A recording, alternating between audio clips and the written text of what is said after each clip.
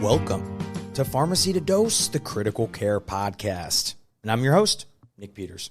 Wherever you are and whoever you are listening, thank you. Well, it has been a extremely fun, exhausting, jam-packed, knowledge-filled, fun few days here at the 2025 SCCM Congress. And just finished recording the full recap. Be leaving here in about 12 hours. And it's one of my favorite things. This is one of my favorite conferences, getting to connect with everybody. Had a new kind of giveaway with some of the badge tags this year. I thought those looked really, really fun. So it'll probably be something continued for future conferences. So be sure to reach out. There's plenty of people who came and said hi that I got to meet. And that's always like the freaking best. So that was really cool.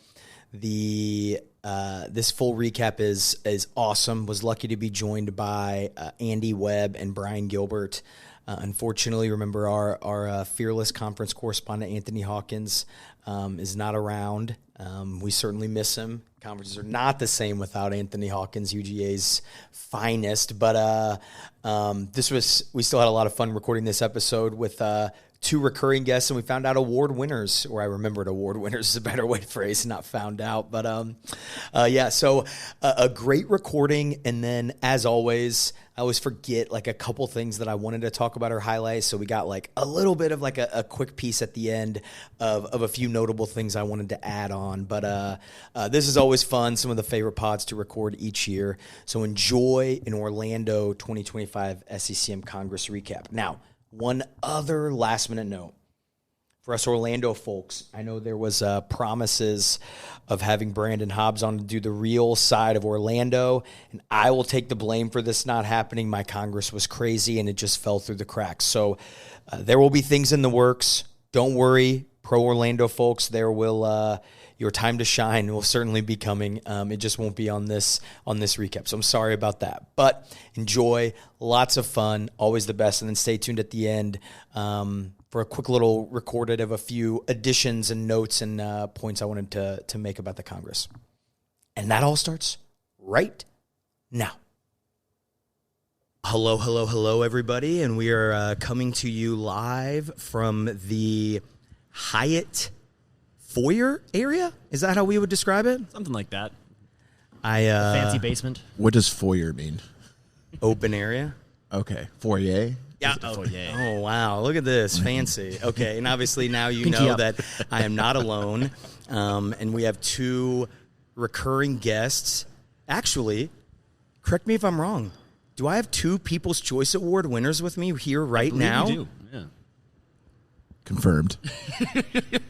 Okay, this is great. This is great. Flips through all the awards he's won. Like, there it is. And obviously, people might not know those right off the top of their head, but I'm, of course, joined by Brian Gilbert and Andy Webb, two incredible friends, pharmacists, and now joining for conference correspondence. I'm going to give a big shout out to Anthony, the conference correspondent, who is not here. He is with his wife. They had a new baby, so shout out to those two. Everyone's doing great. They are missed. But, of course, the pod must go on, and just like all great conferences, we need the full recap.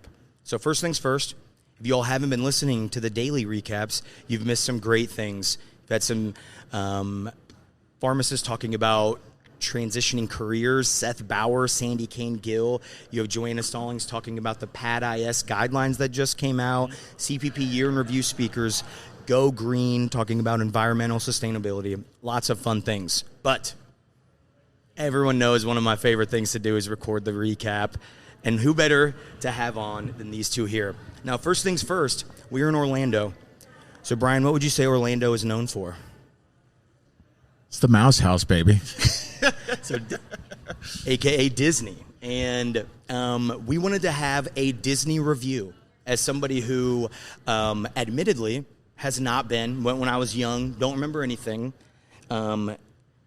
You're a fan. You went a couple times while you're here. So what we wanted to do is, talk through who you went with, and then kind of go through what a classic, typical day, a Disney day is. And then Andy and I are going to kind of ask some clarification questions as they may come up.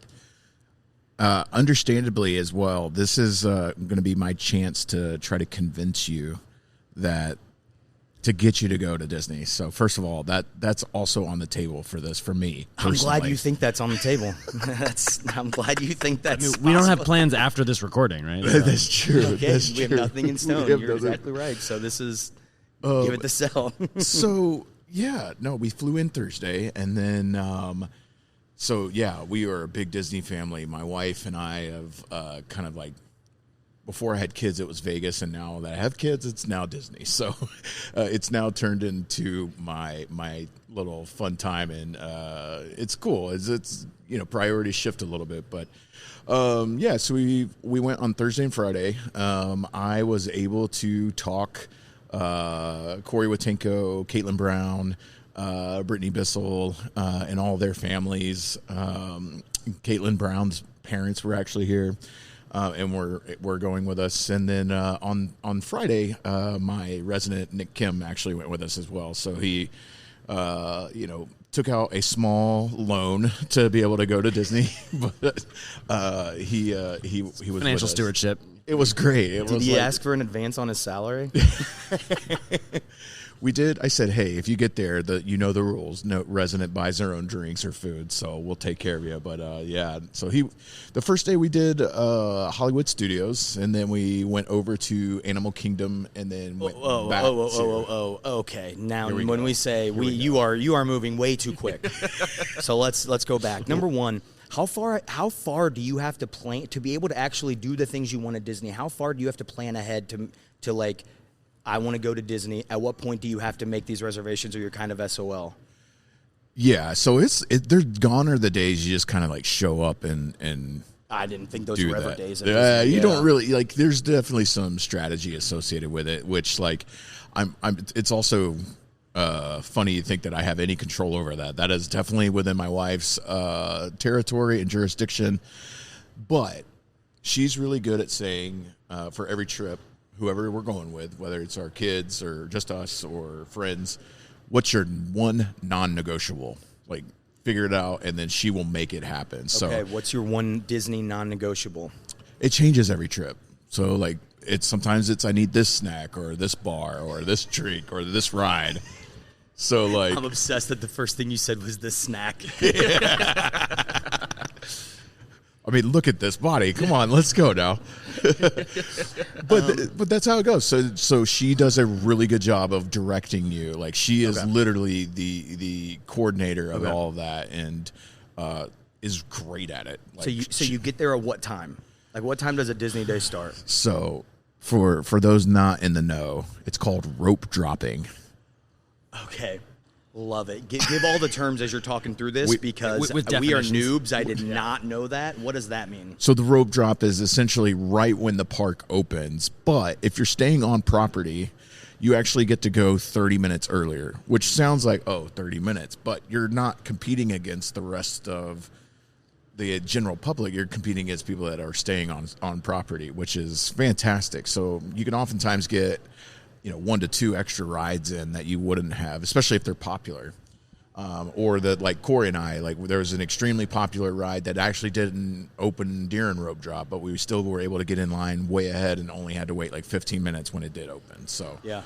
So that's called rope dropping. So is it when the ropes drop? Is it a scene similar to like when they allow the people to go into the Waste Management Open, or like that video of Black the Dallas Friday, Cowboys, circa Black 2017? Friday? Like, what is the?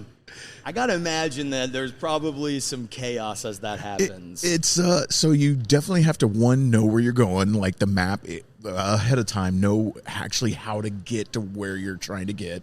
Is there Google Maps for Disney?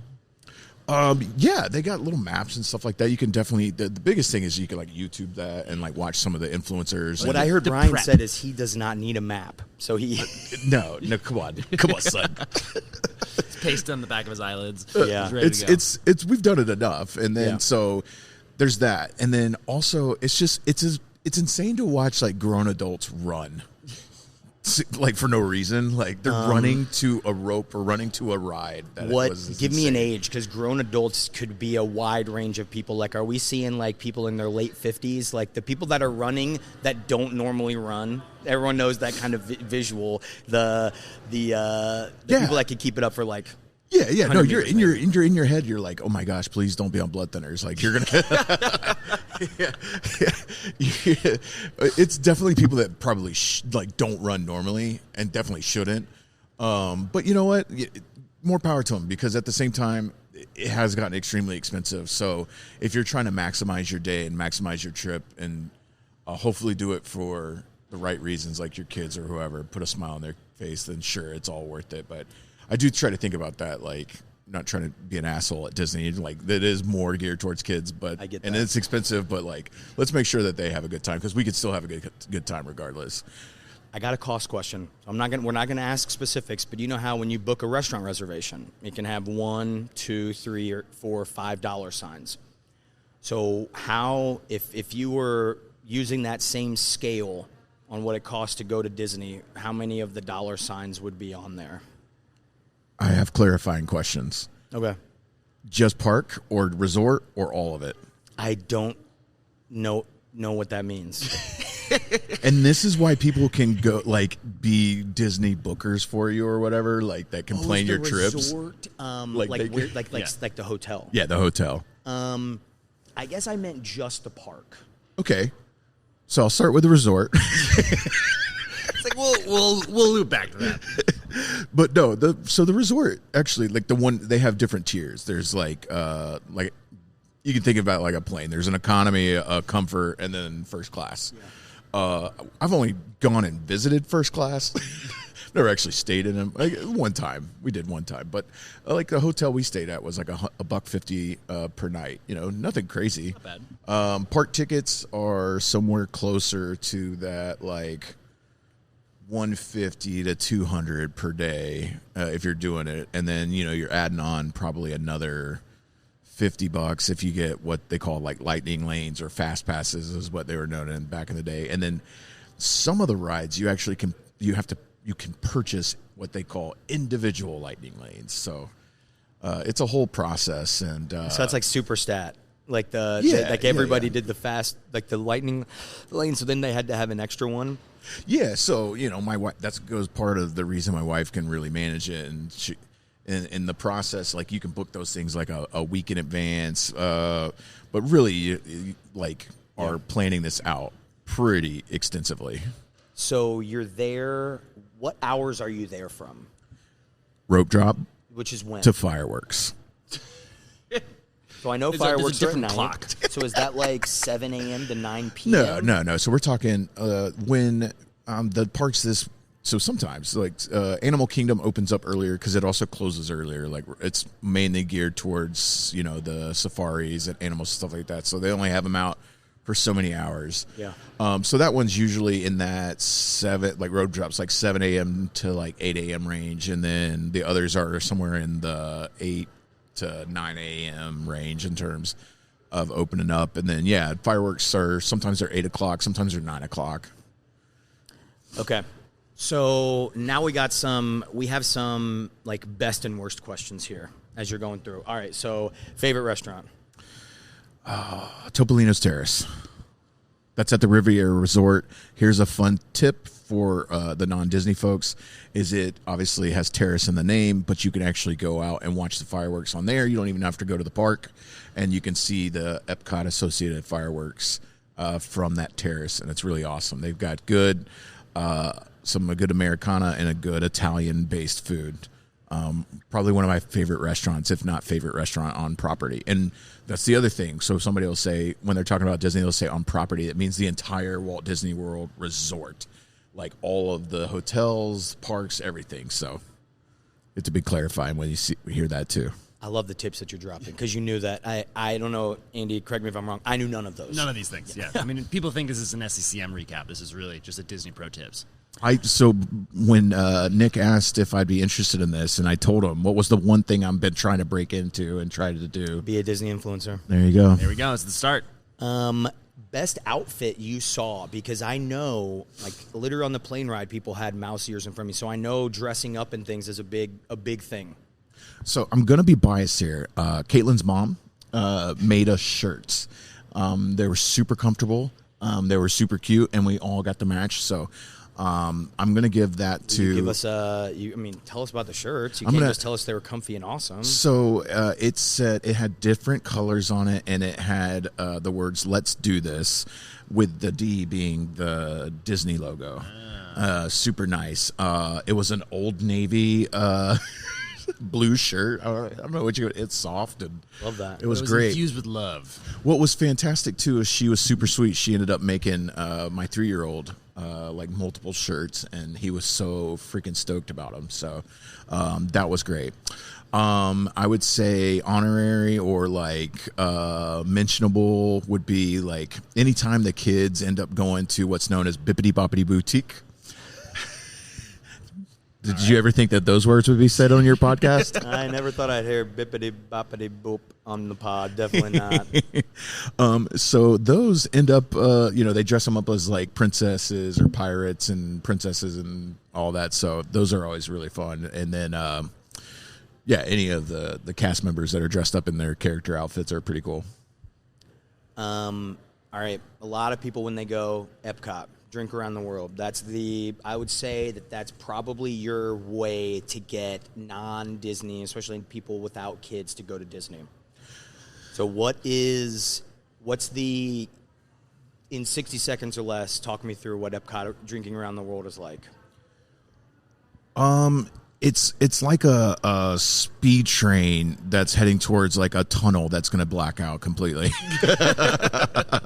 No, I mean, so you're talking about 13 drinks, and like even if you spread it out over 12 hours, there's a lot of drinks. And they're like drinks, right? It's not like you're going and you're getting a Miller Lite or like no. This is not. Noon. This isn't like a Sam's Club tasting, like little small sampler. Like they're good drinks, heavy alcohol.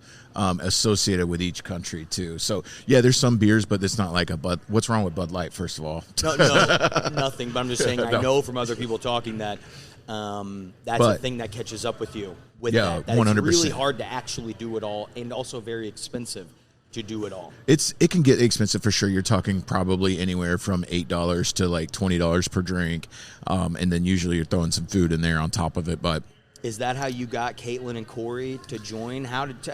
I'm going to be honest with you. Your powers of persuasion have got to be pretty good if you somehow convinced 2 people to go with you. Sans, spouse, kids, etc. Yeah, no doubt. I mean, it did start as like, hey, come do the bars thing, blah, blah, blah. But here's the pro tip. Drinking around the world is fun. I'm not going to deny that. But there are actually really good bars that are dispersed off Epcot. Oga's Cantina, Star Wars themed bar in Hollywood Studios, Nomad Lounge in Animal Kingdom. Super great drinks, super cool atmospheres. So if you don't want to just do the drink around the world thing, there's other great bars that are scattered throughout the other parks.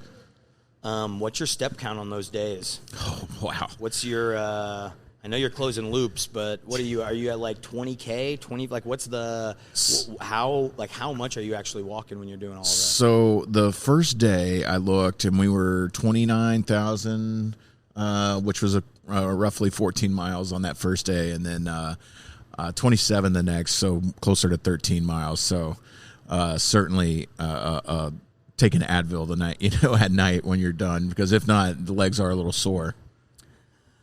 We're going to have an airing of the grievances section at the end for SCCM Conference grievances, but I wanted to bring this up on the pod with the listeners.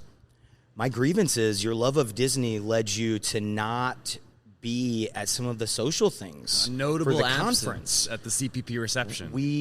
We miss looking you, for man. that You boom have voice. an aura that we need at some of these late night conference events. We're going to get to some of the social sides of things.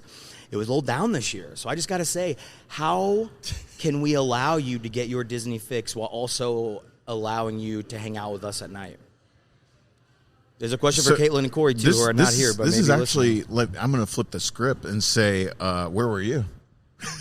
I was at the CPP reception. We had We should have just had Mickey at. we had an the CPP adjacent reception. CPP reception at the end watching fireworks. So The other thing was, and there was a lot of listeners of the pod who came to the unofficial post. meetup at Miller's Ale House afterwards. Had a great showing, great time. You were notably not there. Shout remember out to everybody that came, by the way. That was really fun. remember the train heading towards that tunnel? I reached the tunnel, my friend. So you also mentioned, were you able to dress? Did you have something Disney every single day you were down here? Absolutely. How hard was that with your wardrobe? Was that? Oh, not hard It was at all. pretty easy. Oh, it was pretty easy. No, I He mean I packed could for the occasion. I He could was go all prepared. day. I mean, not to use a Captain America Disney thing, but I can do this all day, baby. I mean, for our session, that was you. You as- did okay. So we will get into Brian and I's round table, which was awesome. But Brian was wearing a Disney themed shirt and asked if I wanted it, and I politely declined. But I did wear a matching outfit. We were both in black and silver. Black and silver. Very classy. I did have a polo available if you needed it. I'm wearing a Disney Cruise Line polo right now. So yeah, no, it's easy. It's also comfortable. So Okay, 2 last questions about Disney, and then we'll actually get to the Congress. Favorite ride? Tron. Okay. Last thing. What's your sell? If you had to try to convince Andy and I have never been to Disney. I went once. when I was young, so I'm gonna say that I didn't because I don't remember it. So how would you give us the sell? Give us the take home points per se, as if you were gonna convince us to go. How are you gonna do it? In a world, no. In a galaxy far, far away. So I'm just going to play to your vanities and say, look, if you want to have really great food, really good drinks, really fun rides, feel like a kid again, have someone manage the rides and apps so that you're not having to wait in line that much, if at all, and do it at a time of the year when the temperature's great. I mean, if you don't like fun, then I don't know what to tell you. So my sell is, do you not like to have fun ever? Okay, I hear your sell. I think you're gonna have to try harder for me to get to go, but it's not a no. It's just not a yes yet. Yes. Okay. Yeah. All right. That's fine. He's scheming. He's scheming. Yeah, we'll figure it out. I'll weasel in. Yeah. Okay. This isn't a one and done thing. This is a break you down. So Disney will come back on one other point at the end. All right. But now, 2025 SCCM Congress, it's like, I think it's officially ended. I think the last session is actually being presented right now as we're recording this. It's 4 p.m. on Tuesday. So overall, what'd you guys think? I hope that sound made it. That was Brian. Just nice and crisp. We should probably tell everybody Surreptitious. what's happening. Just it makes me feel No, better. the listeners understand, but we can let them know. Everyone knows for the recaps, we'll enjoy a tasty beverage, and that's exactly what's happening here. We purchased them from the market, and we are having a makeshift recording studio as always. Yeah. In the foyer. In the Foyer. The foyer. So, what'd you guys think of Orlando? I think people dump on Orlando, and I kind of low key like it. Well, okay, we know why you like it. Yeah, so okay. But even- what do you think, Andy? I mean, this convention center itself is a city. Or my phone kept telling me I was in Dr. Phillips. I guess that must be the neighborhood that we're in. So I feel like I didn't actually see Orlando. I just saw the Orange County Convention Center, which itself is a city. It's like everything is Vegas close here. Yeah. Like it's you think it's like you look at how close it is. Yeah. It's like, oh, this should be really close, and it's either everything is a 30-minute walk or a 5-minute Uber. Yep. It's like just that perfect distance where you're like, ugh. But I will say it's 20 degrees in Boston. And when I was having the Uber to the hotel, the Uber driver was like, oh, I'm so sorry, it's so cold right now. I was like, shut up, dude. You have no idea. So that has been very nice. You know, the only thing is, there's going to be people listening who did not come to Orlando and are going to be grumpy at this part, but man, the weather today and yesterday was kind of crappy. And then you hear all this stuff about how nice the weather is to us back home. Andy, I was talking to people from Boston today. They were saying it was 40 degrees. I know. I'm flying. I think I'm bringing it back with me. So apparently the snow is melting. Yeah, we're like missing the heat wave to just get rained on in cloudy Orlando. No, Now, I that ambitiously brought a bathing suit, but was not able to break it out. The listeners know famously that I'm not the biggest Orlando fan, so I want to try to be as generous as I can with these things. So let's do some pros and cons here. Pros: my flight went great. There were no issues. Very low. I got right into the hotel, was able to check in right away. But everything, like, I did not realize the convention center is probably 2 miles long. Enormous. Yeah. Like, if you make a wrong turn, you are in for a bad day. It took me like 5 minutes to find every session, just because the rooms are not very well labeled. And like you like walk down the wrong hallway, and you're like all of a sudden on like the 6th floor when you were just on the 3rd floor. And you're looking for like 311. Yeah. The numbering system's kind of weird too. Like the 3rd floor was 2nd, but then also. Okay, so this makes so one of the questions I had is I thought it was very easy to get lost too. Is that just because I'm getting older and I'm like but the fact that Andy said that, who is younger than me, made me feel better about that. Yes. Do your MMSE, make sure things are still in check. So I definitely thought that, like, so easy to get lost. The other funny thing was, because this convention center is so big, and I've been to when we've had conferences, there are other conferences happening, or other things happening at the same time. The funny thing was, what was happening at the same time was a girls' volleyball tournament. Yeah. So the dichotomy of people walking in the halls was hysterical. They're like right? 10-year-old girls with the massive trophies. It's like, oh, hello. Are you presenting the next session on sepsis? Grumpy parents who probably just paid $50 for parking and have walked an hour to get to like their area in the gym. And meanwhile, you have, people in suits going to and from. So I thought the visual was like very, very funny. I also thought because I'll be in the hallways like preparing for interviews or things, and the sheer amount of people that like you would see that would be like walking and would just like stop. You could tell they're just like, okay, am I going the right way? So it wasn't just me. There was definitely a lot of confidently wrong walking, like, and then you just have to pivot and just go. And you just have to head down. And the worst was like go. I would pass somebody, be like, oh hey, how's it going? And then they redo it, and then I'd walk around and then see them again, and we're both doing the same thing of both being lost. It's the super bad scene when walking the same way. Okay, bye. Well, sometimes that'll happen, right? When you're like catching up with a colleague or something, and you guys are like, okay, hey, like I'm going X, Y, or Z. I'll see you later, and you both go the same way, and it's like. But you just don't walk at the same speed too. No. Every time. Okay, bye.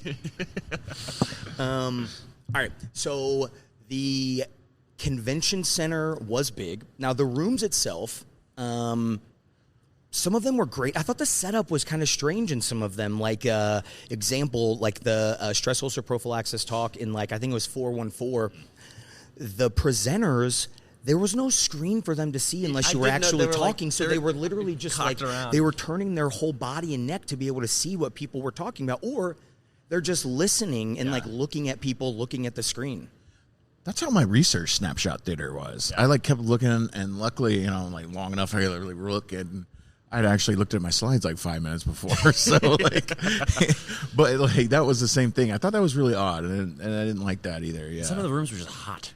They were super hot, dude. They were super hot. I was thinking of that the same way. And then even thinking about the research snapshot theaters, there was with the very first one you and I were hanging out at, where there was I don't know, probably a 10-foot gap between the presenter and where the first chair was. Crisscross applesauce. It looked like it was ready for kindergarten. Story time. Just show up in here. Let me tell you about this. Frankly, if they gave me a little apple juice and a snacky snack, I would be much more engaged with the a research. blankie on one of the soft research snapshot theaters, I'm laying down, no doubt. There is something different about the carpeting in the expo centers. It's just that this is independent. Special kind of squishy. Independent between Andy and I. But every conference. I told Nick that there wasn't enough squishy. You step in, you're like, oh. I told him, yeah, it's nice. Yeah. Especially when I've got Disney blisters, you know what I mean? I'm dying laughing because I would say out of the points this is the only point that you both individually feel so strongly about is the exhibit hall not having the special footing. Instant reaction, the exhibit hall and the industry side was not as engaging or fun to me. There was like a at distinct all, I would say. lack of an espresso machine, if you know what I'm saying. Actually, I did see the espresso machine, and that was it? I think it was CSL. PCCs. I think it was CSL that actually had. There was notably one drug not marketed this year that was marketed last year. Interesting. Yeah. Yeah, they were reminding us that we're not going to get into it. Everyone knows we're getting ahead of ourselves. Sorry. But it was kind of interesting. It was like a ton of neuro stuff, which was there was definitely. I was like, I mean, it was cool. I was like, there's like 3. But there was like no cookies or like no snacks really. There's a couple of pastries. The coffee wasn't like, it was, and it seemed very contracted in previous thing. Like very much. Like I went through multiple times just seeing the first time I went through, I was like, oh, did I just come at was it just a bad time? And I don't think so. Now, that being said, SCCM has a master class in intermingling the 17 or 18 research snapshot theaters and making it so that if you actually want to roam through them, you are making your way through the entire exhibit hall to do that. Mm-hmm. No, 100%. Like, and you're kind of not forced to say hi because nobody's like, but it's definitely. Otherwise, you're making weird eye contact with the floor, and not. They make it harder to not do. Yeah. But I mean, I really appreciate the snapshot theater format because a poster hall is a poster hall. Yeah, you both presented. How did it go? Did you get any of the questions that are actually people just pontificating and things? Like how did your all's snapshots go? I went pretty well. I will say my slides were auto-advancing.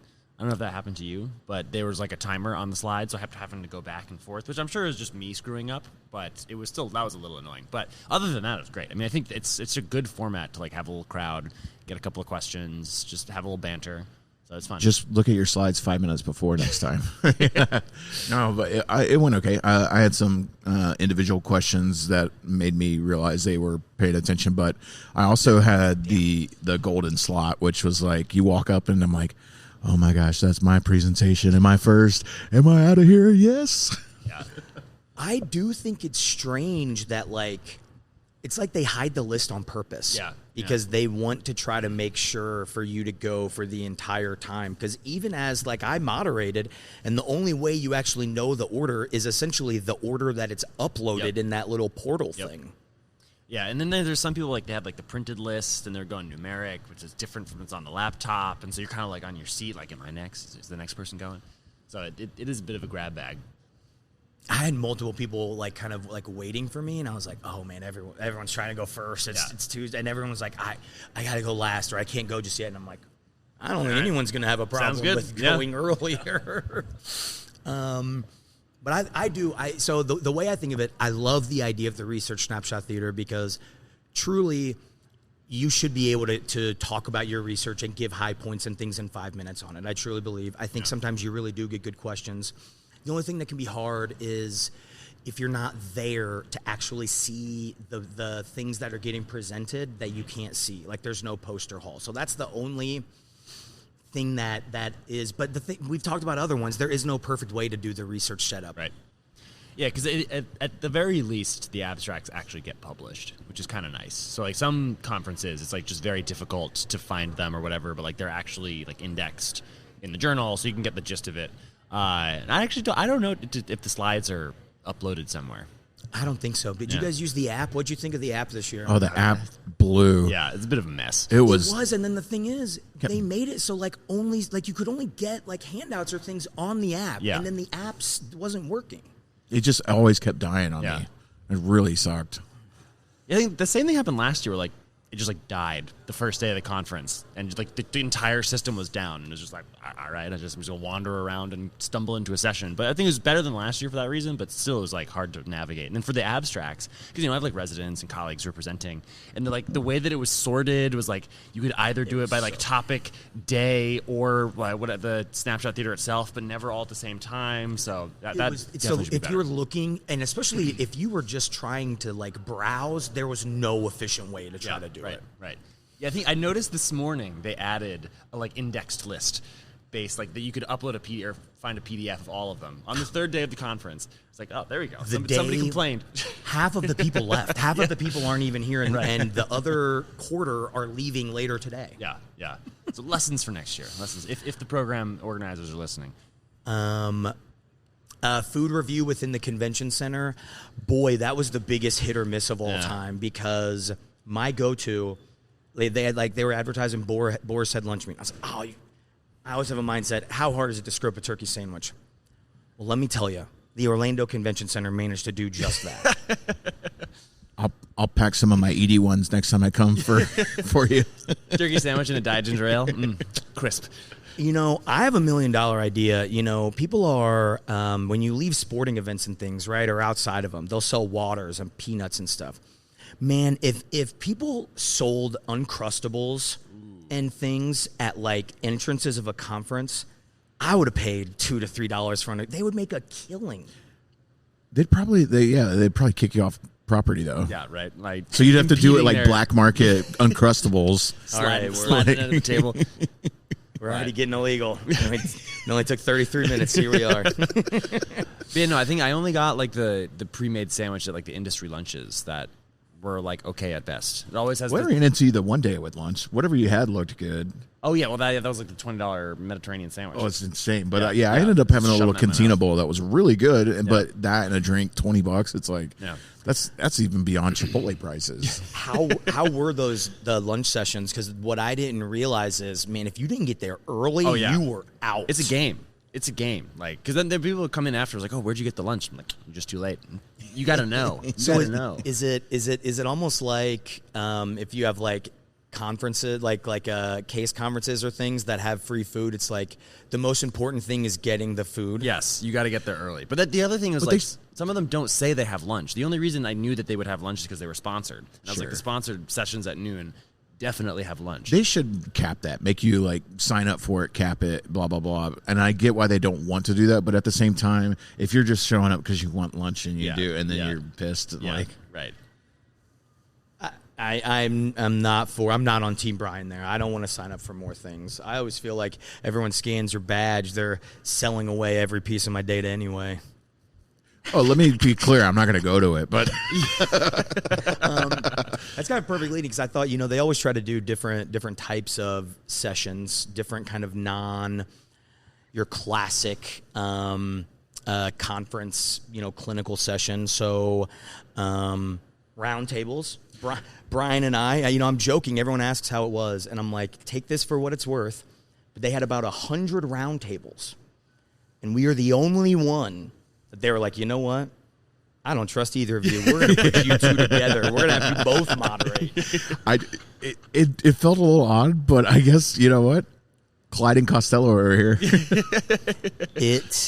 People came up to, I don't know if they've been coming up to you. They've been coming up to me talking about how our table felt full. Now, we were sitting down and there were people standing and things. In the moment, it didn't feel as big or full or whatever as people are describing. Did you feel it?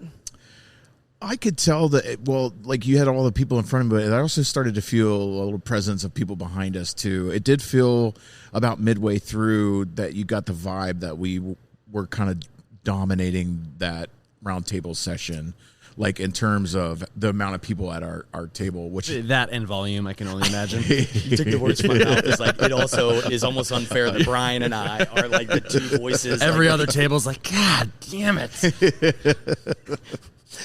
In the stress ulcer prophylaxis talk I did, the grade methodologist was describing how they used to settle arguments on guidelines. Was the loudest person in the room would just essentially scream until their voice was heard, and that was the decision. I was like, that sounds familiar. Is that kind of like Brian and I moderating our roundtable?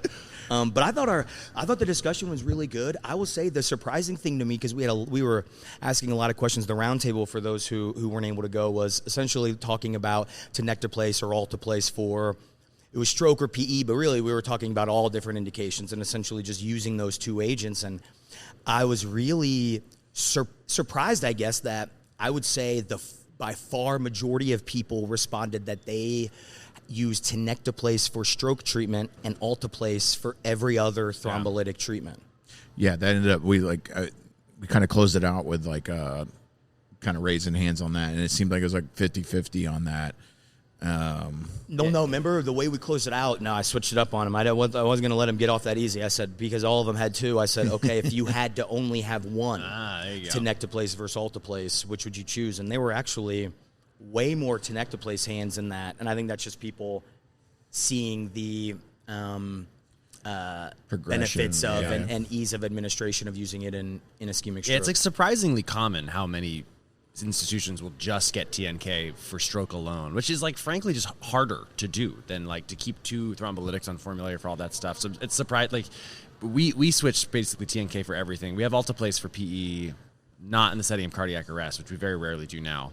But Brigham is now trying to get back to TNK. So I think people are probably moving in that direction, but it's still surprising. Yeah, we had a lot of learners with us too. So some of it was like, they may not always know those discussions outside of the room and stuff, but we did have a lot of pharmacists, clinicians, and we also had some intensivists and fellows, and so we had a neuro IR person as well, I believe. Yeah. Wow. Asking like good clinical questions, and we were all on our best behavior. We were.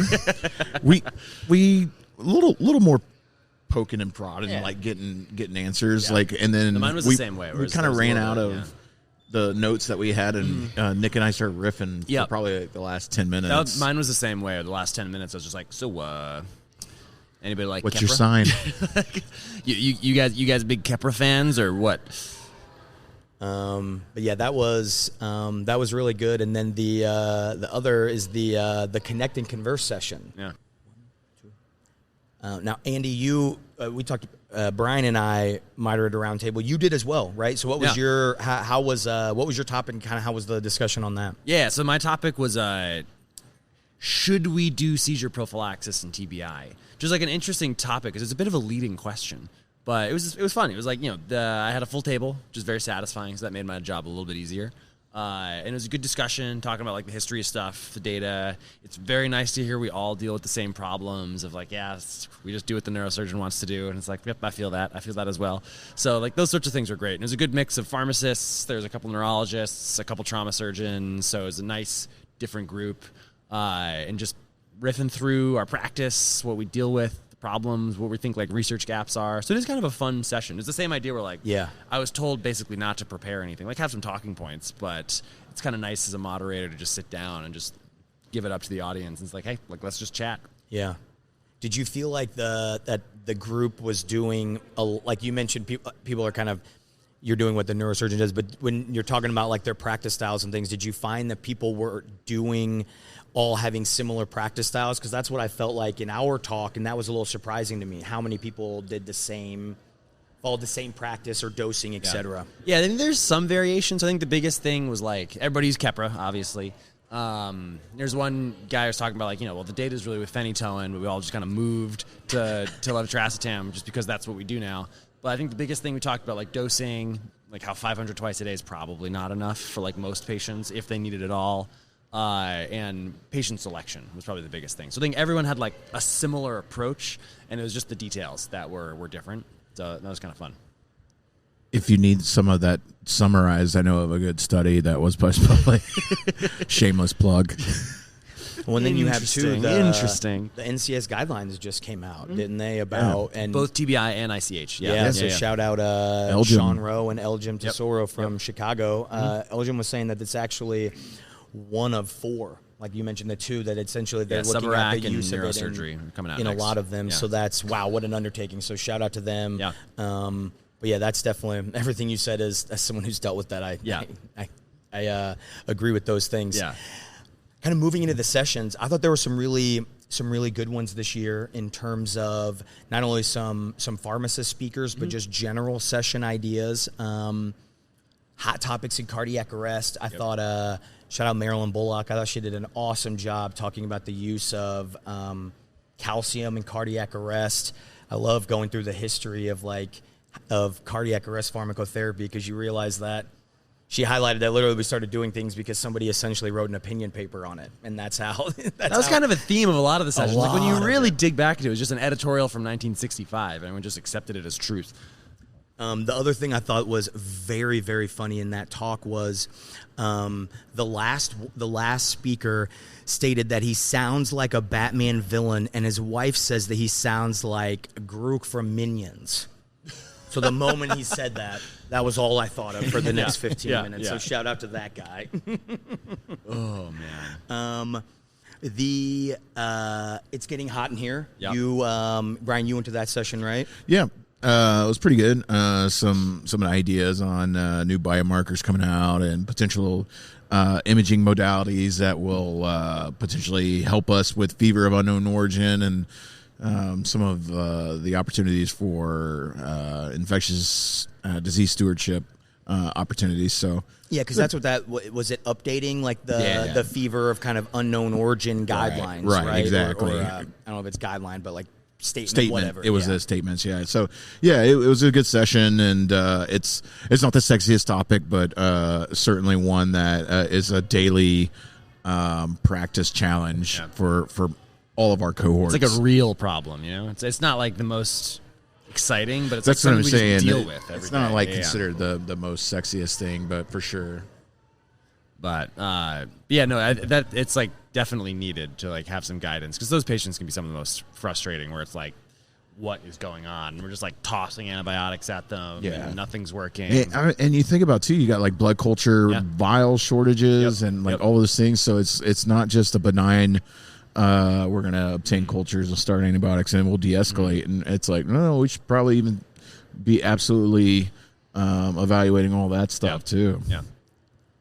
Careful mentioning drug shortages. The moment I did that in my talk, literally the room lost power for a few seconds. It was like the aura was like, be careful mentioning the Lord's name in vain. Drug shortages is what it felt like.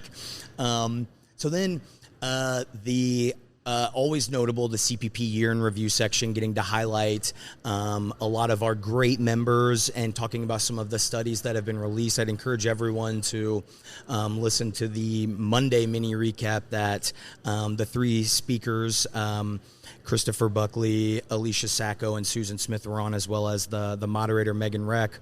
But one thing that stood out, if you went to the session, you probably saw, and throughout the conference, Susan Smith, warrior that she is, was on crutches.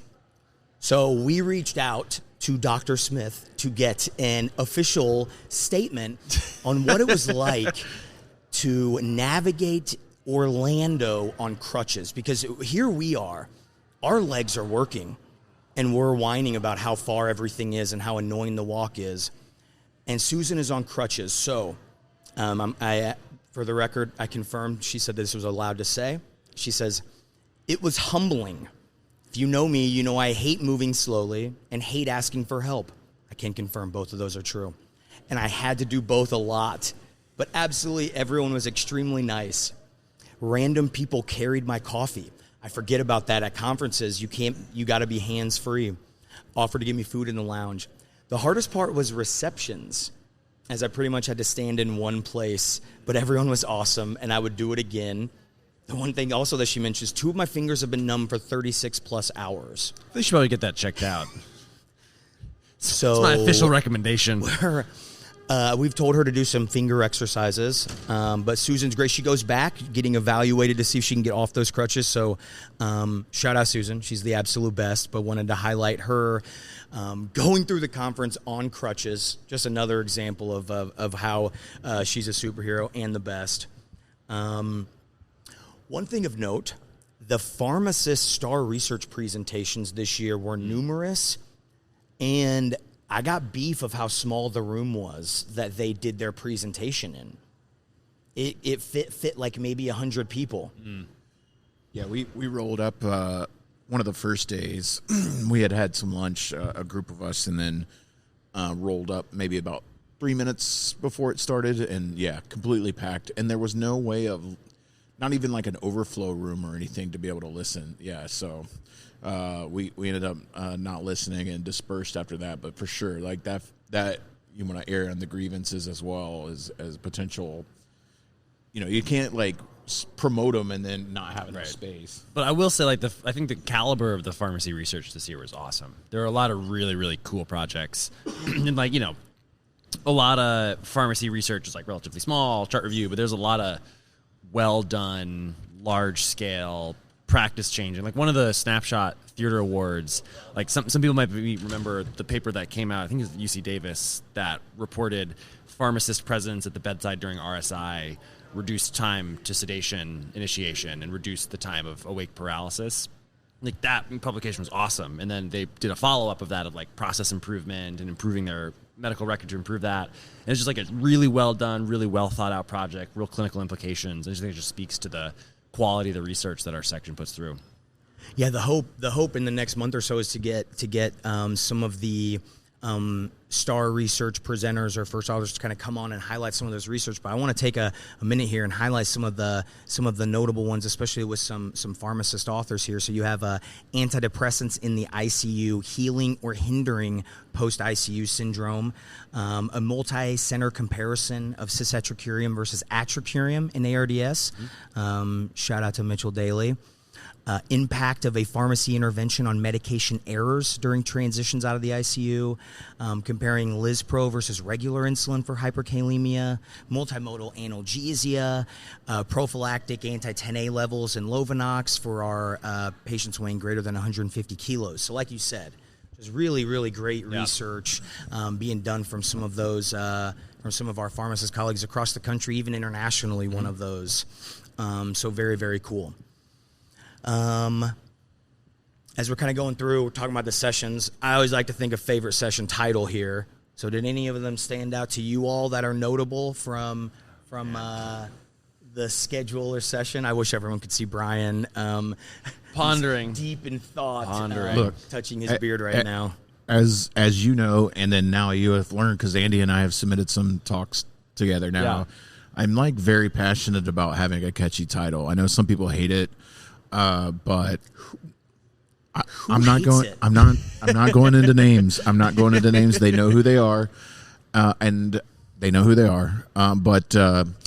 Yeah, no, none of these are like. And I'm assuming that SCCM ended up having to approve some of them. But I will say, I did submit for a session for Chicago that was very Chicago themed based, and I'll tell you guys when we're offline.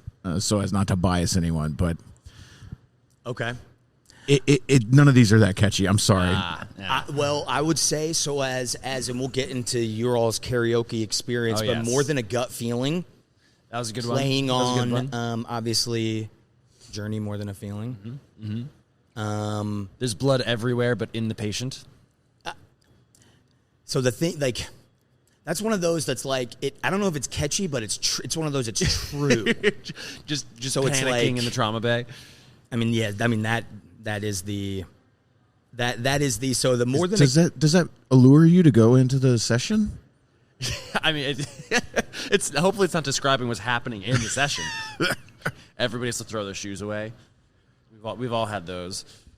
Bunny slippers outside of the room. Yeah, I mean there are kind of. There are definitely some kind of like dad jokes, some knee slappers, right? Like a line in the sand, looking at antibiotic break points and things like that. But my vote is the stress ulcer prophylaxis title there. God, your bar is so low. So moving right on, what would you, if you had to pick a theme, what would you think the conference theme of this year was? This seemed like a very practical. It was like in terms of. What do you mean by that? Well, sometimes you come to these things and it's like tabletop research. Yeah, it's a lot of like translational stuff. Translational research. That this seemed like it was. There's a lot of stuff you could take home. Actionable items I could take and talk, or even networking sessions that I could talk. Like I shout out the community hospital section. Having essentially like their first networking session, and we were able to get in there and do some things but it felt like everything that all the sessions I attended were just practical, hands-on bedside stuff as opposed to like in this rat model XYZ. I will say there was the sepsis or there's the shock topic, which was awesome. Seth Bauer talked on inflammation and shock and whatnot, and it was really funny. The middle presenter was like, "We're doing a really, really good job of curing sepsis in rats." So there's still some of that, but it was cool because they were able to say like, "Hey, like we're doing our best in our rat models. Like we're hoping this is going to get brought to the forefront." But then the presenter was like, vitamin C was really great in rats. And here's this paper where actually it hurts people. And so I think there's still work on that. But regardless, I think a lot of the sessions were like, hey, I could take this back to my unit tomorrow. I want to pose you one question as we kind of move from the sessions, because I had this thought as I was in one of the sessions today. Are taking pictures of conference slides in 2025 the healthcare version of taking pictures of fireworks? Or with an iPad. Where do they go? So there's a guy taking a picture of every single slide in the stress ulcer prophylaxis talk, and I was like, that they're on the app. And they are they kind of aren't then. So maybe that was the grievance. This is like fair. the app's not working. So I would argue that picture is getting taken whether the app's working or not. Yeah. And to me, it's like, okay, you could get your blurry, wrong lighted thing, or you could just take a screenshot of the actual PowerPoint, the PDF version of it, like the ones that's getting displayed on the screen. I'm off Twitter now, but like, did people tweet out a lot of this stuff? I'm off Twitter too, my friend. So so hey, what was Blue it Sky like is starting though. I will put my plug in there. So talk about Blue it. Sky? How was it following the conference on Blue Sky? It's not. It's so sad. It's not the same. It is. Like, it's just not the same. And even like I'll like accidentally like click a Twitter link or whatever, and it'll get back me there, and it's just still not the same. So Blue Sky was, it's a bit more tame than past years have been, obviously on the other platform. But my hope is that like the seeds are there. Like it'll get there. There are people that like joining. Like there's some engagement. Like it was funny. I was posting. I was about to say tweeting, but I guess I can't say that anymore. Posting about the year in review for neurosciences, where Leslie Hamilton did a fantastic job reviewing. Shout out Leslie. Yeah, she's the bomb. She was talking about the Anexa eye trial, and there's people commenting on the post about that. And so like I think that there's potential, and Blue Sky feels a little bit more real, but unfortunately, the soul of Twitter is kind of gone, and so it's just it's really sad. It's really, really sad. Yeah, because it used to be, I'm. Well, maybe the listeners don't know. I'm not a huge social media person, so if it wasn't for the podcast, I would be on it none. Yeah. So I'm on it for the podcast. I still post on X or whatever. I'll kind of go to Blue Sky and things, but it just felt like. It was not the same. It felt like you could not, in previous years, you could like log on, open up the app, and you would just be able to have an idea of everything that happened that day. I'd be curious of people that weren't here. Let me know what your thoughts were, because I have a feeling that if you were not here, you had an almost impossible time following and figuring out what happened.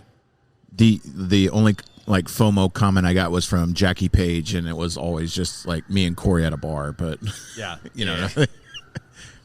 Well, like realistically, that's like what conferences are really about. Beyond the educational stuff, it's like reconnecting with people. But it's the connections and seeing people and catching up, and that's like the best part of conferences. Yeah, so let's jump ahead a little bit into like the nightlife hotel lobby bar review. My instant thoughts as we think of like the social and kind of networking things is it felt like SCCM, everyone is very much in their silos in a sense. Like, what do I mean by that? Like, the IU health people went out. So you're going to go with the people at your hospital or other things. And everything is so far away that it feels like there wasn't like a communal get-together spot. Like it wasn't. Except for Miller's Ale House. That was a great time. It was. That was a great time. Shout out everyone that went. But it was. Except for somebody in our company. But like in previous years, right, we think about Phoenix and things. Like we had a picture of like 50 of us that said the bar is closed. Yeah. Of all critical care pharmacists having one of the Mojda selfies. Yeah. and like I'm just saying in a sense of like you all had it. You all had a essentially like the get together was last night. I wasn't able to make it, but what was that like? It kind of unofficially happened, but the weather was really crappy, and so everybody just sort of ended up at the Hyatt bar unintentionally. Like, and I walked in, and there's just like basically at the time it looked like maybe a quarter of the bar was just pharmacists. Yeah. Well, set the scene. The Hyatt lobby bar is. If you haven't been here, what you're thinking of a classic lobby bar is not what the Hyatt lobby bar is. It was a bit unique because it's like a 2-level ordeal. So there's like Rocks, which is the upstairs, and then Descent 21, which I think is actually it's Tower 2, Level 1. So I appreciate the naming there. But yeah, no, it was like a bit. There's like a different vibe on each floor. So it was not the like classic. You walk into the lobby and it's just like right there. You kind of have to like tuck off to the side to get up there. But yeah, we just like it kind of started, and then it was going to be like a 1 or 2 drink thing, and then it turned into 3 or 4, and then all of a sudden, there was some deep, passionate talks going on, and then all of a sudden, this tall drink of water over here says, "BG." He's referring to Andy for those who aren't aware. BG, we're gonna do a shot, and I said, "Okay, you guys are." No, you're gonna do one, and then kind of ended up. And Brian, of course, held his ground and said, "Okay." I conceded, but I just remember us ending up in the lobby saying, "Let's go to the bar. Let's go to the bar," and then just kind of somehow we ended up at 1 a.m. at Howl at the Moon. That's right. Closed it out. Okay, so give the listeners what were 1 or 2 karaoke highlights. Who was the MVP? So it wasn't karaoke; it was a piano bar. They didn't let you guys sing. I mean, They didn't give you the mic? Every bar is a karaoke bar if you're willing. The pipes sang. Don't get me wrong, but it was a bit more of a crowdsourced effort. What was you sent a picture to me that had essentially all of you all on the stage. What song was being sung with that? Was that Hot to Go? That was Hot to Go. I think that was Hot to Go. Hot to Go. Yeah. Shout out Caitlin, who made it a point to say that she sang it much better than she did last time. She's been practicing. Can you confirm that, Brian? Confirmed. Okay. She has an angelic voice. There was some Billy Joel that was played. It was good. That's I mean, how are you gonna have a piano bar without Billy Joel? It was really, really good. What else? I feel like there was some Taylor played. There was a little bit of Taylor played. There's some Nickelback. There was Nickelback. I don't hate that. Somebody requested Animal, and that was featured. I got Nickelback and Creed in like the same area. I'm down to hear any of them. Yeah, it was very interesting to like aggressive piano playing. They're gonna tour together. Are they really? Yeah, Nickelback and Creed are gonna tour together. I can only imagine what the crowd is gonna look like in those concerts. I would enjoy that. But the thing is like that get together, like, yeah, there were people in the lobby bar the night before, but there was really it felt like everyone kind of did their own thing, and the distance between people kind of made it so that it was harder for you to meet up after you did your drug dinner or whatever. By the way, let's do a quick review. How did you think the industry drug dinners were this conference? I went to one. They were really good. Yeah. The one I went to was fantastic. 52 seasons. So. Okay. Yeah, I didn't go to one actually. I almost always do, but I had stuff going on, so I never didn't end up making it. At least I don't think I did. Yeah. I thought it was pretty good. Yeah. Did it beat the Genentech one from mid-year that took like 3 hours to get our entree?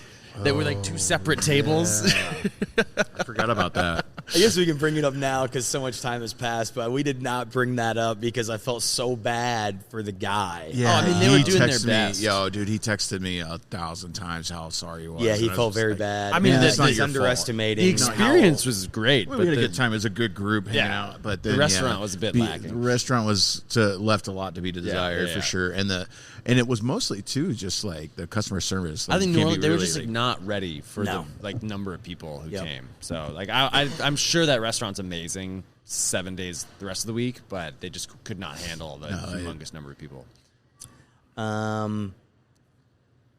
So they had a blood drive and a early morning run walk.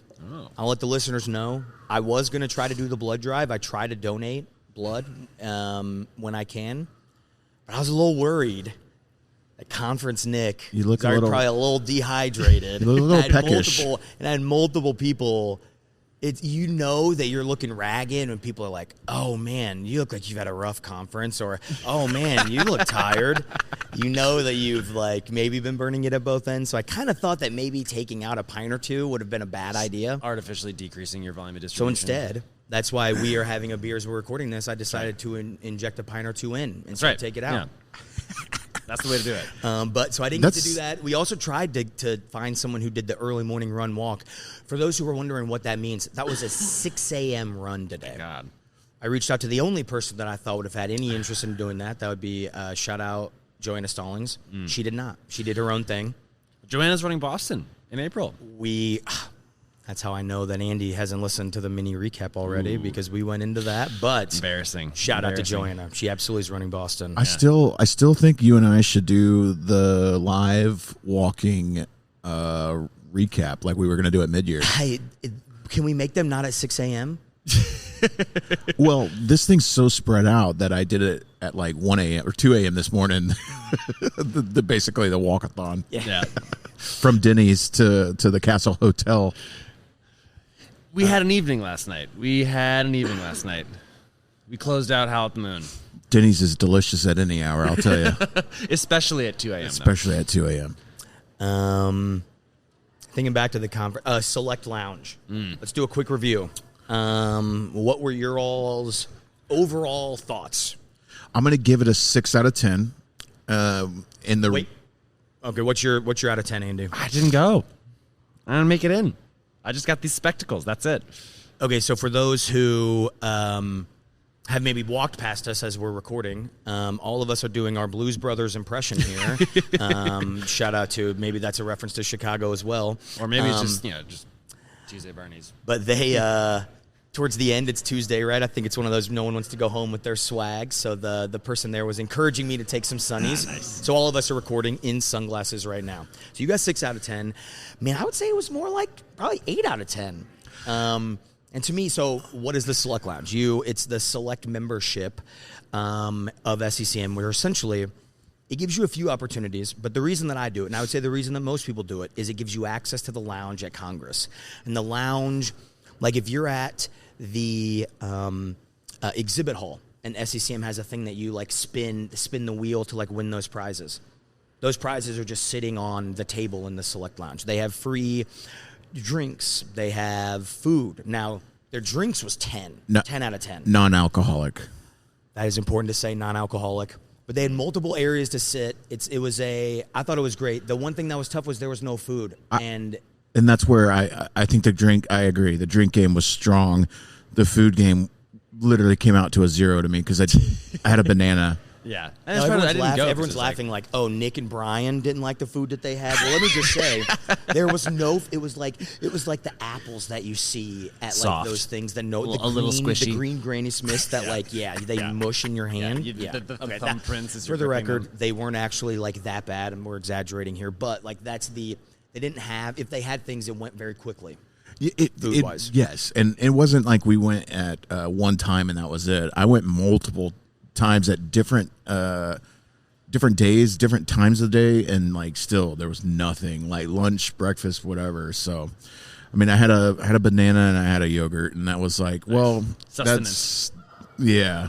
They could have stepped it up, but then the location, the availability of different seating arrangements was really good. I'd give that like a 8.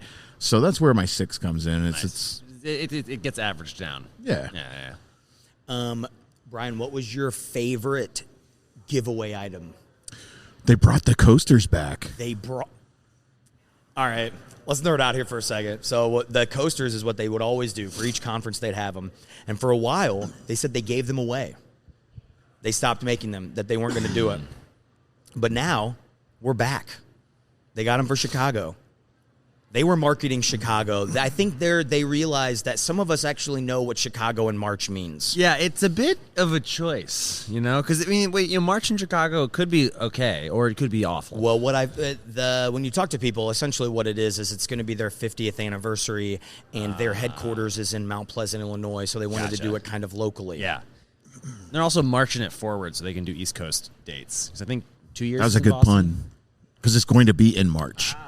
Nice work. Very intentional. I do, Nick. I do worry about March Madness and the SCCM dates colliding.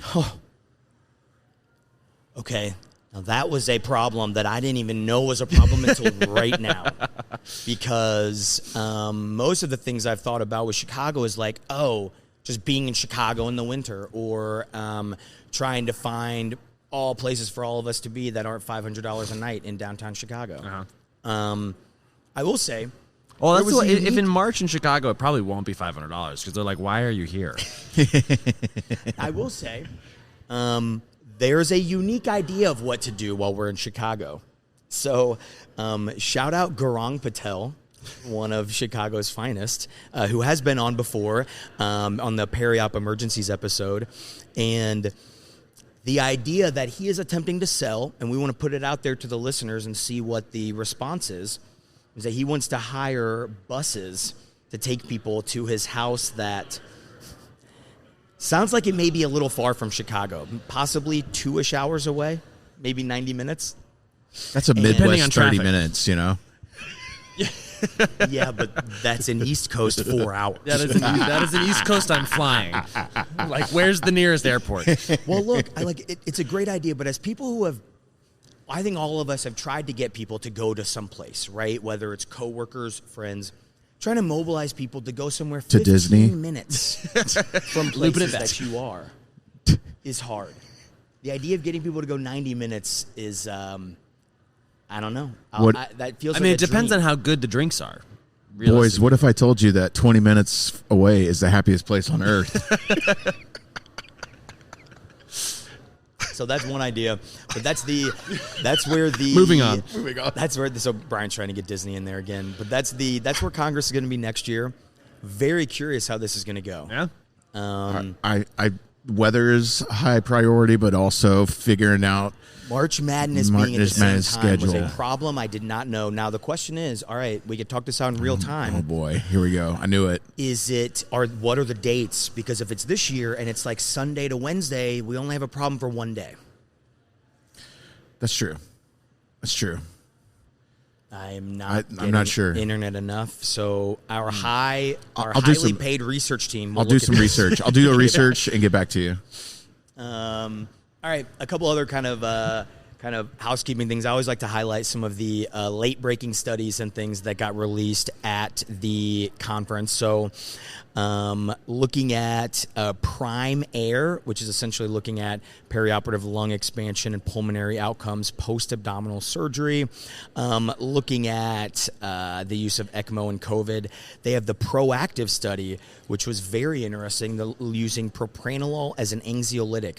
To reduce the use of sedatives for adults receiving ventilation. And on the heels of the recommendation that the PADIS guidelines could make no recommendation regarding anxiolytic treatment with benzos because there's one study, this coming out at the same time is very kind of hypothesis generating. The use of acetyl salicylic acid treatment in patients with sepsis. Also known as aspirin. I was like, what? Sponsored by Willow Bar. All right. Let's be nice. Let's be nice. It's 5 o'clock. I was like, boy, you struggle with that word. And just say aspirin, baby. Wait, I think I've heard of that list of the late-breaking articles, so we are correct.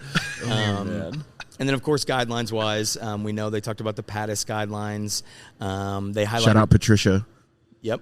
The PADIS guidelines. They re-highlighted the stress ulcer prophylaxis guidelines. And then they looked at the treatment of heat stroke, ICU design, and then looking at family-centered care for adult ICUs. So one of the cool things, always having kind of late-breaking, potentially practice-changing studies that... And it goes back to, like, that's practical things that you can take back, you know? So that's what I really appreciate.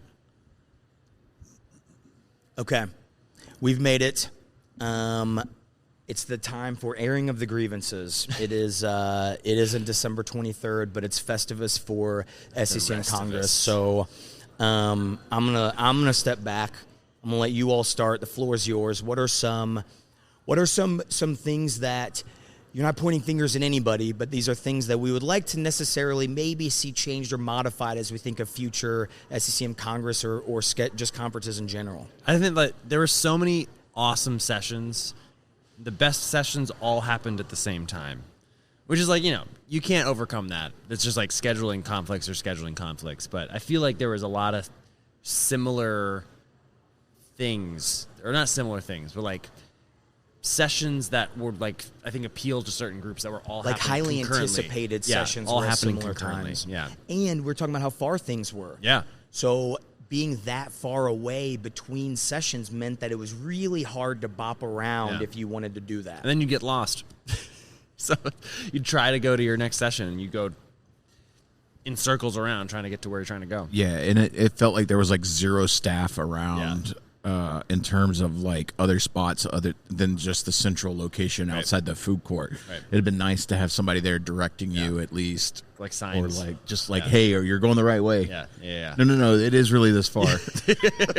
Keep going. You didn't bring your rollerblades? Like it was in the invite. If you hit the railroad tracks, you've gone too far. I would love to see Brian rollerblading through the convention. Because I was thinking, I was like, why do we wear dress shoes? We should all wear Heelys. Like, let's be real. I really wanted one of the LimeWire scooters, but I did not last night. I made a good judgment. Or you don't necessarily always have to wear dress shoes. It's true. Shout out to the J's that I wore on my feet every day this conference. There was, we didn't even get into that, the attire. There was a lot less people dressed up this year. Yeah. Oh. Somebody started a trend. Pharmacist conference. Everybody's dressed a little more casually. How about that? I agree. I'm just We saying. saw multiple pairs of jeans. Yeah. I joked that our weather was Florida cold, but Midwest warm. Yeah, 100%. So saw a few calves so that those are some probably Minnesota men. Minnesota men. But yeah, so one of my beefs, NCS had a huge social event. Oh my, you can't beat that. That was, and let's even just take the fact away that it was on like the tanker or whatever, which is one of the coolest settings. Aircraft Having carrier. something that brought everybody together where we could all hang out as a group for like a few hours was cool, and nothing like that happened. I can't believe there wasn't something at Disney. I'm gonna be completely honest with you. Sounds like the last time that I was in Orlando for mid-year, They had a thing. They rented. they You could booked go out there. Universal. That's just insanity. yes, But your ticket lets you go to Universal. Yeah. Well, you're talking 30, 40,000 Right. people Yeah, it's versus different. It's like different. maybe 10,000. Yeah. So, but is that what I'm hearing? Is that if somehow an organization books out Disney for you, that you'll? That's the way to get Nick to Disney. That's what I'm hearing. If I'm not paying and/or people are paying me, you could probably get me to go. So if I bought your ticket, that's all it took. So that I don't want to like that. So no, that's not. That wouldn't. It needs What if to be it's like a consulting gig pays for it? Well, no, because then that money could go towards like a new pair of J's or like a trip or something. No, or about like like if I consulted it and then paid for it. So it's basically like you're getting sponsored by it. Okay, we're moving on. That's not true. All right. Any other things that you want to put on people's?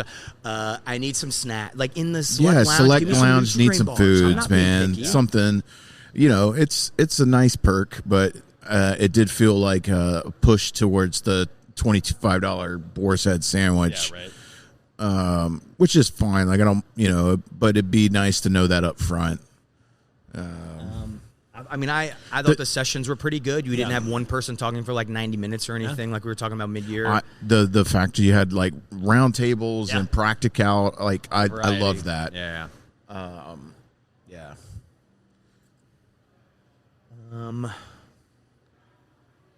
Do we still like your OG? Remember SCCM being like 5 days as opposed to 3?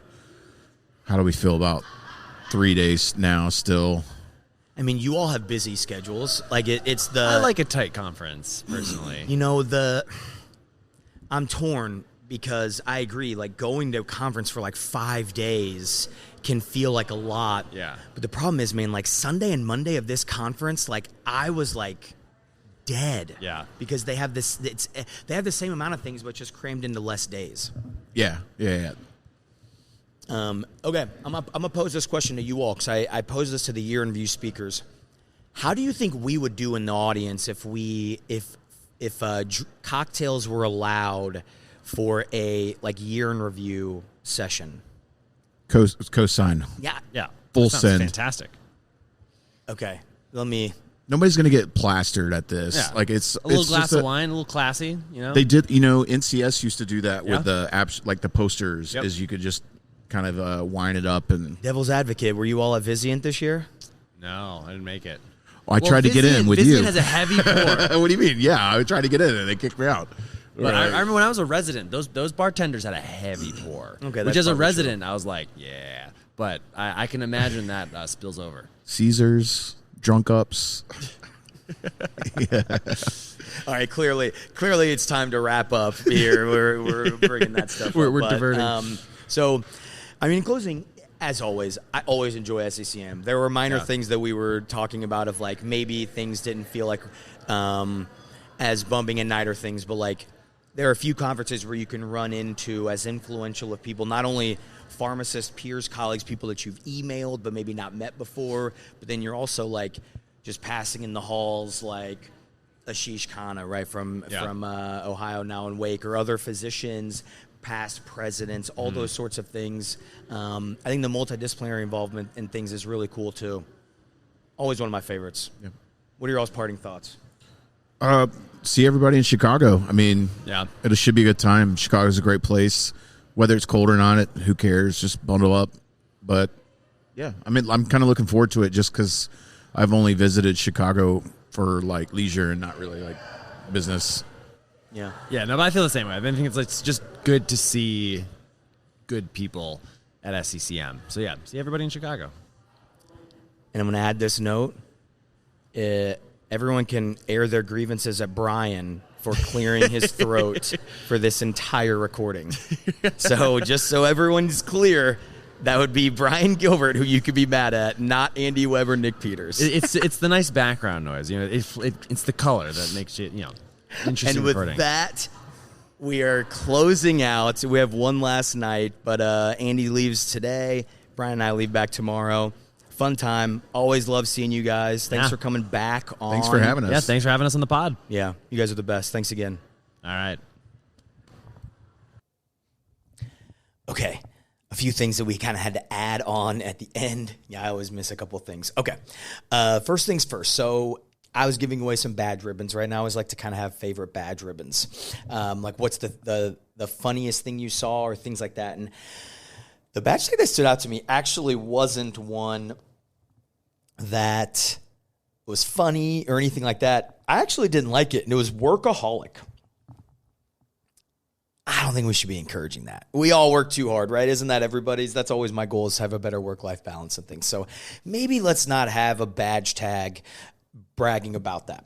Maybe just my thoughts. So that's starting off. I know, gosh, airing grievances, Nick. Okay, let's do. It's certainly not all this way. So one of the things I always like to do is there's so many incredible pharmacists who got honored or won awards at the at Congress this year.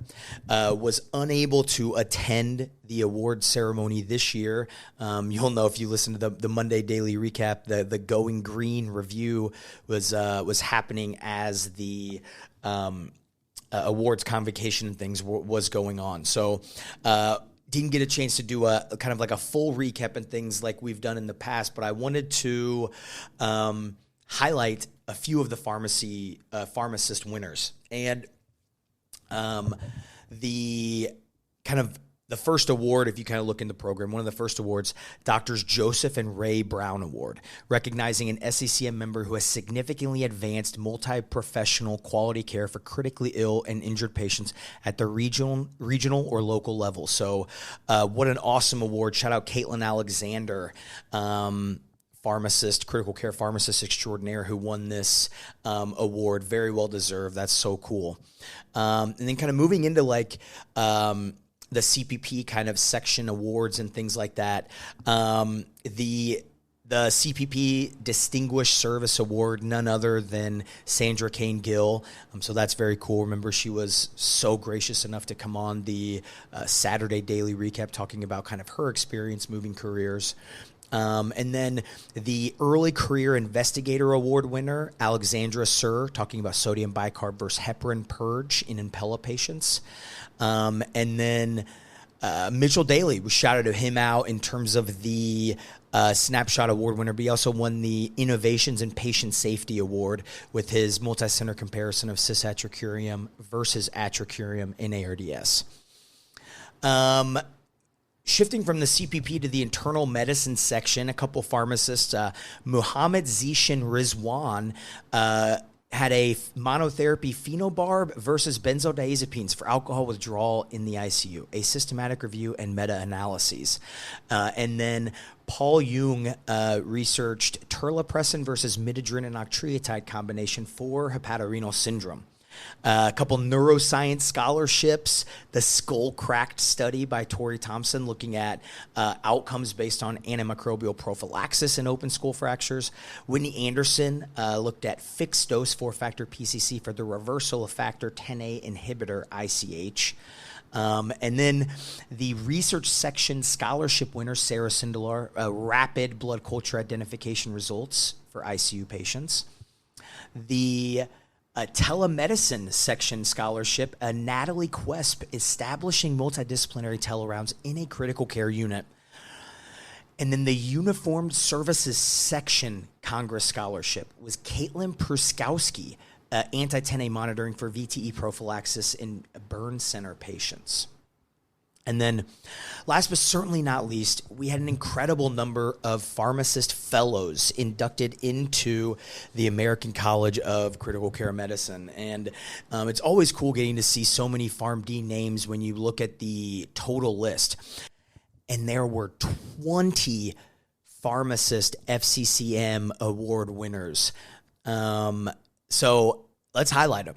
Laura Andrick, Allison Boyd, Sarah Buckman, Sarah Kogel, Catherine Connor, Jenna Cox, Laura Ebbett, Gabrielle Gibson, James Gilmore, Rushi Jain, Justin Kinney, Jessica Ledford, Annette Lista, Angel Maldonado, Whitney Medford, Andrea Popa, Michael Rudoni, Kendra Skomer, Zach Smith, and Patrick Vieruszewski. Huge shout out to the last two recurring guests, friends of the pod. So just very, very cool. Always like to highlight all the awesome stuff that pharmacists are doing and getting awarded for. And the 2025 SCCM Congress is certainly no exception. So all in all, to me, I mentioned the theme. I asked that to Andy and Brian, and one of my themes that I kind of saw was what Caitlin had mentioned, and I think it was going green. That felt to be a very, very big push. I felt like there were multiple kind of initiatives that I felt like they were doing both session wise and throughout like the convention center and things themselves. So I thought that was really cool. I think sessions that make us think outside the box are always ones I like.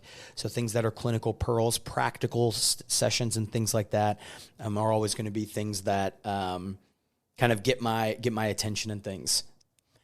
And then last but certainly not least, the CPP reception review.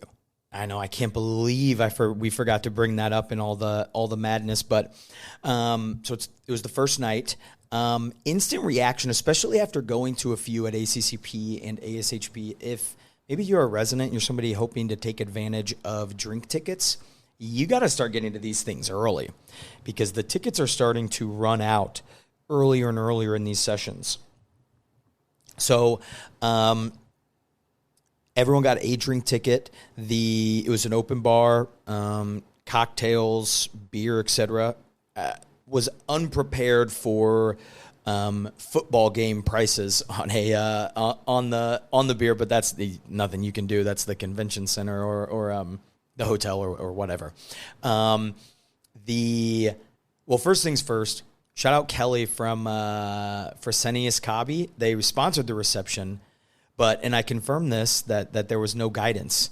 She kept her speech high and tight. I would say came in around 2 minutes of talking. And if you're at a reception, way to read the room. So that's exactly what you want, and it's cool getting the sponsors, getting to be able to get us time and those drink tickets, be able to kind of get together and collaborate. So that was really fun. There was a lot of people there. But it was notable that it felt like that was a day that a lot of people chose to like go to Disney or go off-site. So there were definitely, although there were a lot of people you wanted to see, and tons of people went to the gathering after, it was not everyone was there, which normally the CPP reception, unless you have something else going on, like you're chairing some, you're not landed, you're almost always going to be there. So that was the only other thing that stood out, but I feel like that's an exception, not the norm anymore. But yeah, it is, the reception was great. I didn't get, my employer, we had one kind of a get together. I didn't get to go experience kind of any of the other ones, so can't comment on those, but SCCM typically has really good receptions and things like that. So all in all, it was a really great conference. So good seeing everybody. The only thing I would say is thanks for everybody being so patient, kind of giving me grace during this transition period, going from kind of doing the podcast more full time to kind of getting back into the Monday through Friday kind of ICU job. So things will start cooking soon, working on stuff now. I guess it's notable. I'm not a big person of like, tooting own horns or things like that, but this is episode 200. We've got 200 episodes of PharmacyToDose, the critical care podcast. So that's really cool. None of the episodes or any of these ideas wouldn't be happening without you all listening, supporting, and things like that. So it's really cool. Thanks again to everyone that said hi, popped in. It's the absolute best. Thanks for an awesome conference. I feel like I'm going to go home and sleep for 36 hours. Only a slight exaggeration, but sorry, the voice will be back fully soon as well, I hope. There was someone asked, they thought my voice sounded a little different in person than they did on other episodes. I'm like, well, this is conference voice. We're living on hot water and honey. But thanks again. Awesome recap, awesome conference, and always appreciate getting to see everybody. So I'm looking forward to next year, even if it's cold in Chicago.